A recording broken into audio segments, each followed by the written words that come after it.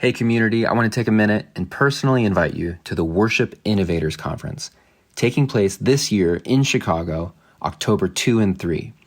This entire conference is about bringing together innovators to provide practical training for worship leaders. Think of it as 2 days of worship boot camp where you learn all the practical things a worship leader needs to know about a Sunday morning. How to lead a band rehearsal, how to schedule people, how to find new volunteers, how to write a chord chart, how to use multi-tracks, how to sync your lyrics and lighting with your tracks. On and on and on. We have a lot of practical training where you're going to learn how to implement technology at your church. We are partnering with the leading worship resources, CCLI, Planning Center, OnSong, Sweetwater, worship tutorials, worship tools, Sunday Sounds, praise charts, to bring you practical training for worship. Tickets are on sale now. Make sure you register because there's limited space available. General admission tickets are $150, or if you bring 4 or more people, you can get tickets for $120. There's limited space, so make sure you get your tickets now. You do not want to miss this one-of-a-kind worship conference. Practical training for your entire worship team. October 2 and 3, go to worshipinnovators.com. I hope to meet you there. What's up, everybody, and welcome to this week's edition of Loop Live. My name's Matt McCoy. I'm the founder of loopcommunity.com. And today I've got a very special interview. I've got Michael W. Smith with me, songwriter, worship leader, artist. You for sure have heard of his music if you're involved in church music at all. And so I'm really excited to have this conversation with him. So what are we waiting for? Let's just go ahead and bring in Michael W. Smith.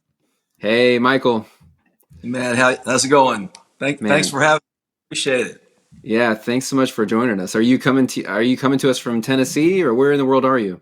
I actually am. I've been all around the world, but I've landed the plane, no pun intended, and I'm actually here at my home, Franklin, Tennessee. Awesome. Well, thanks for joining. You're welcome.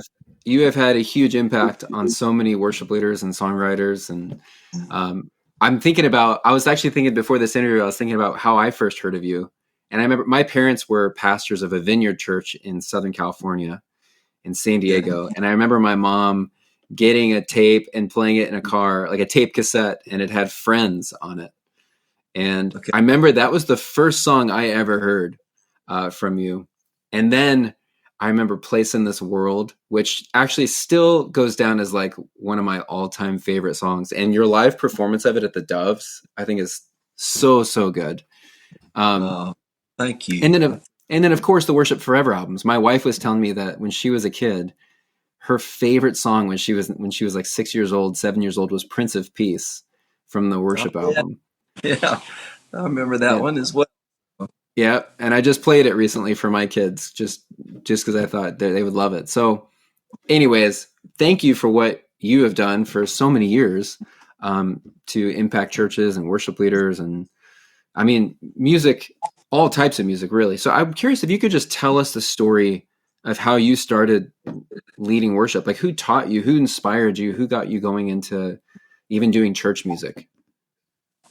Yeah, well, it was really after I moved to Nashville in '78, and I started going to Belmont Church, and it was such a vibrant place right on Music Road. Don Finto's the pastor, who's actually 93 years old, still alive, and has mentored me for 40 years. And Wow.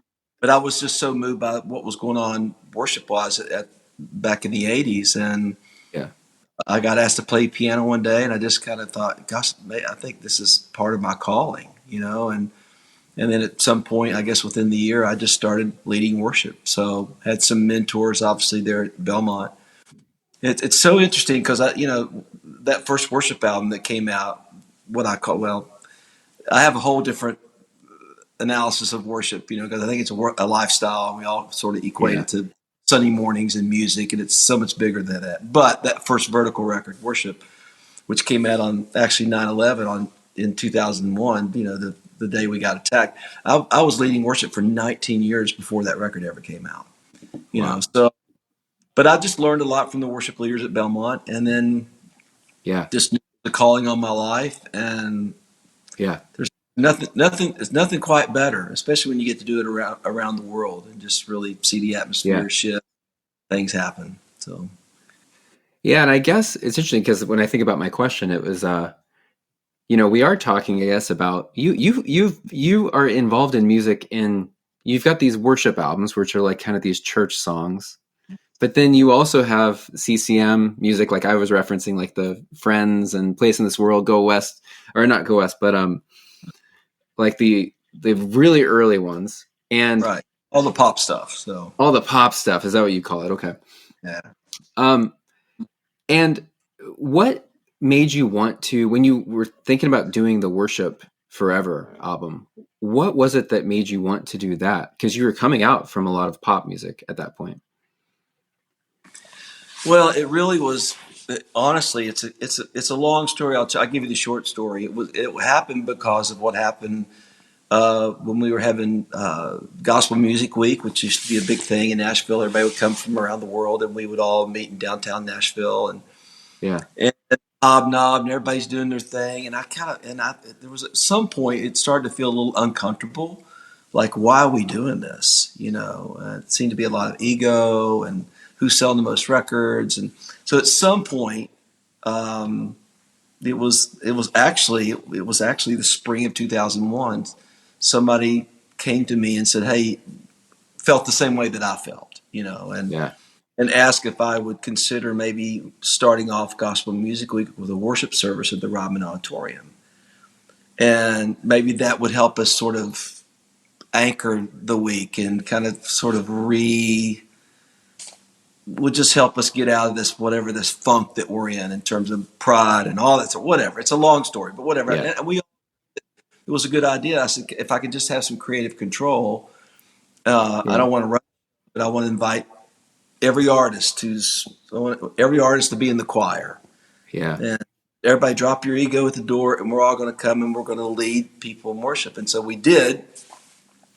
And it was a top five for me. Something happened. You kind of felt like Jesus was coming back that night. It was just the roof came off of the place, and I thought, my goodness, this is unbelievable. And I do really Yeah. think that set the pace for the week, and I think things shifted. Well, Yeah. another long story short, and I'll make it quick, is that 3 weeks later, I woke up in the middle of the night, and I just heard the Lord say, "For such a time as this," Hmm. and I said no. And I knew what he was telling me, and I don't know what I was afraid of. Maybe I was afraid what people would think. Oh, Smitty's going to jump on the worship movement thing because it was starting to happen. Yeah. With Hillsong, I think it had a record. Maybe the Passion out of Atlanta might have done one thing, but I didn't even really know much about those records. But whatever. It took 3 times. I was woken up every 3 weeks, and that third time when I woke up, it was pretty. It was pretty loud, and I just said, "Okay, God, I'll do it." And Yeah. that such a time as this, Glenn, I want you to go make what you did at the Rodman. I want you to go make that record. And Yeah. so a bunch of artists, we all went to Lakeland, Florida, and we made this record called Worship, Yeah. and recorded it in the summer of 2001. And as I said earlier, it was really released on 9/11. I thought it would be the least successful record of my career, and I didn't really care because I felt like this was an obedience thing, Yeah. Yeah. and it's the biggest record I've ever done. Yeah. So Yeah. It's so special. It's so special. So you've been in this for a long time. How have you seen worship music change over the years? And a second part of that question is like, is there anything you wish that we would get back to, or anything you think that we've kind of lost as it's changed?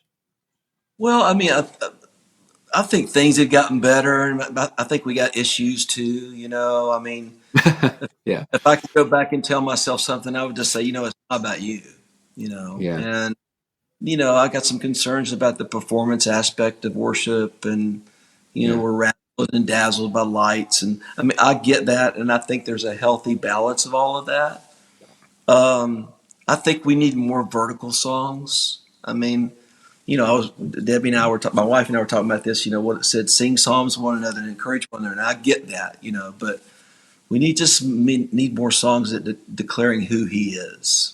You Yeah. know, I think there's maybe a lack of that. But hey, I'm not passing judgment. When I say these things and my concerns, I mean, I automatically just point them back towards me because I can always do better. But yeah, I just think that we got to be yeah, we just got to be careful, and we just got to make sure that we've got a tribe and we got people we're walking with, because we're seeing people fall. We're seeing people kind of fall off the cliff, Yeah. and it's sad. And I just don't.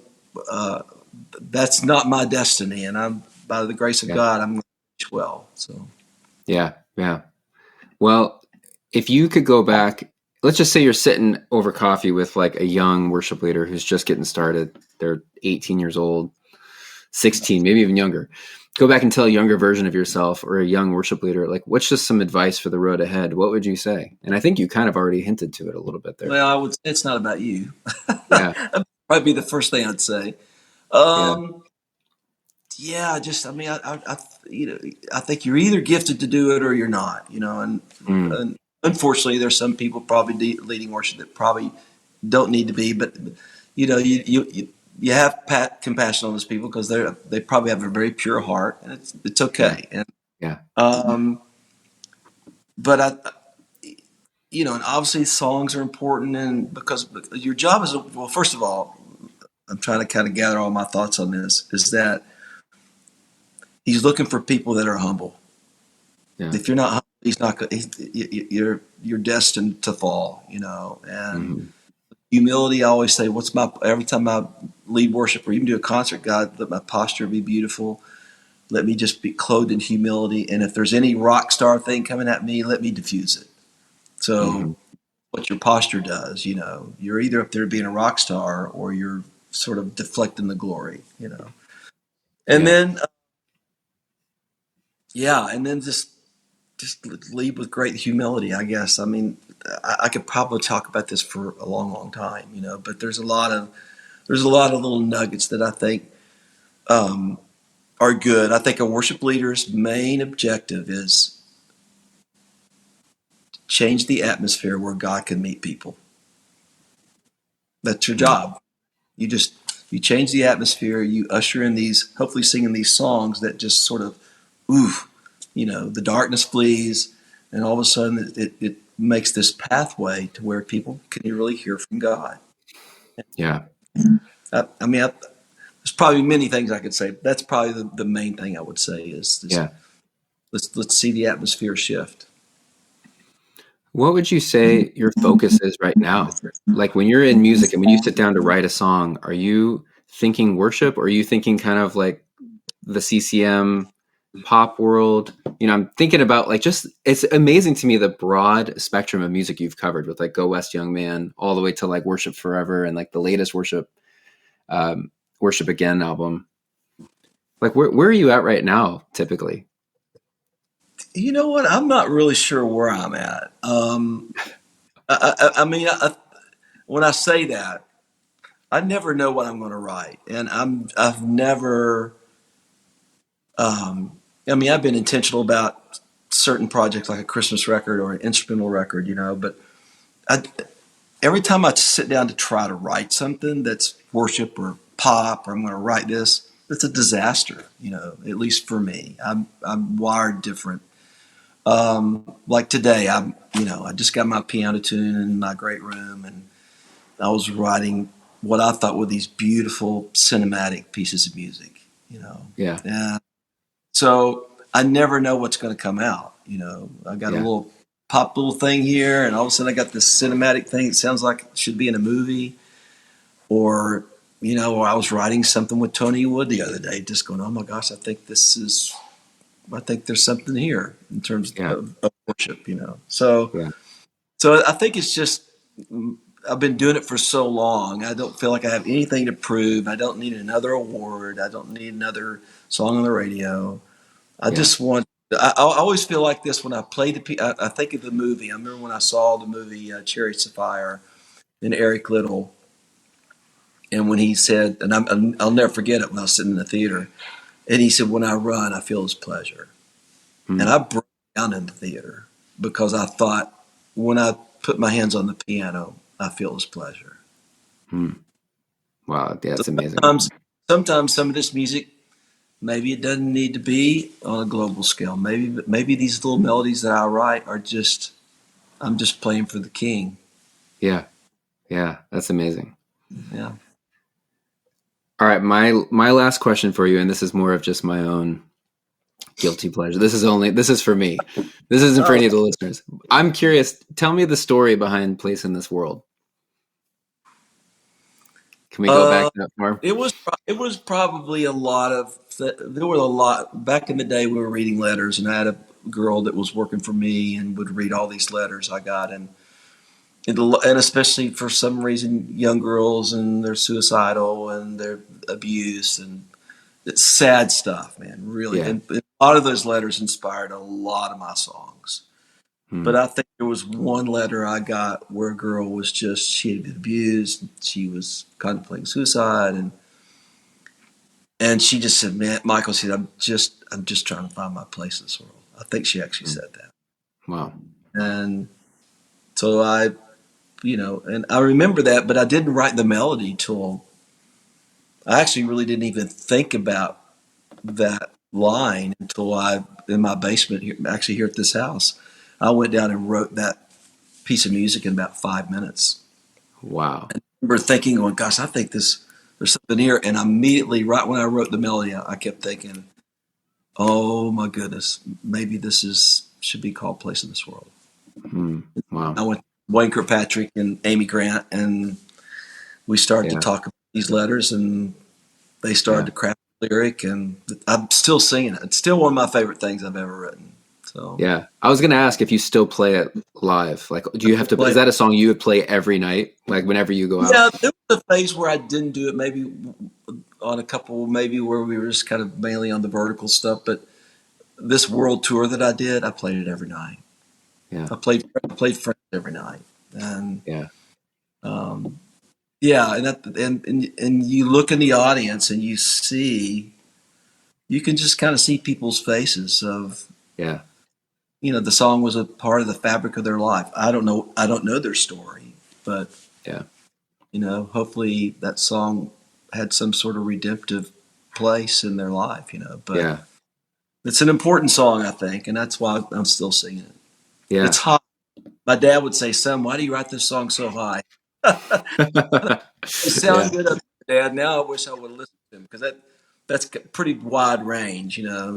it gets up there once it modulates, but Yeah. I've learned how to kind of use my diaphragm and be able to pull it off every night. It is high.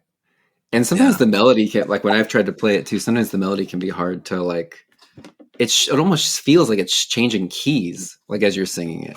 I don't know. It's hard to explain, but um, it's an amazing song. It's one that I come back to actually probably every couple of years in my life that has just impacted me. And like I said earlier, I love the Dove performance that you did of that one. I don't even know what year that was. It had to have been early 90s. I don't either. Yeah, because it was I think that was on the Go West Young Man record. So that record was released 33 years ago. Wow. So Wow. and then it became a hit. I guess it was probably 91 that it kind of Yeah. hit the top chart. So Yeah. yeah, crazy stuff. Well, I also love all the orchestral work you've been doing, like with the worship album that you did recently. Um, just beautiful, gorgeous. So, Thank you. Michael, I just want to say thank you for taking the time to even do this interview and just for these songs that you've given churches and the recordings that you've given churches. It's just powerful. So, I'm Thank really you. thankful I'm thankful for you just keep going, like the longevity that you've put into it. Well, I'm still going, and I kind Yeah. of I kind of feel like the wind is at my back. I think Yeah. all for the right reasons, and Yeah. um, yeah. So I'm gonna keep going. Yeah. We'll keep doing, yeah. You're definitely anointed. I'm thankful. So, Bless you. Thanks for the interview. Good to talk to you. yep. Nice to meet you. See you All later. right, you as well. All right, have a good one. Yep. Yep. Bye. All right. Such a great conversation with Michael W. Smith. If you have not listened to the worship albums, for sure, go check that out. He's got Worship Forever that just recently came out. All orchestral, beautiful orchestral arrangements of these worship songs. Go listen to that if you have not listened to it. It's really, really beautiful. And then, of course, I would say if you have not watched his Dove performance of Place in This World, go to YouTube and find that. We should have just shown that on this. But anyways, thanks, Michael. And thanks for joining us for this interview. and click the subscribe button to make sure you stay tuned for future interviews. See you later. Hey, what's up, guys? Thanks for listening to this week's podcast. Couldn't do what we do without you. Let us know in the comments what you thought. Also, make sure you hit the subscribe button. Follow us on Facebook, YouTube. Stay tuned. We got a bunch more stuff coming. Appreciate you guys. See ya.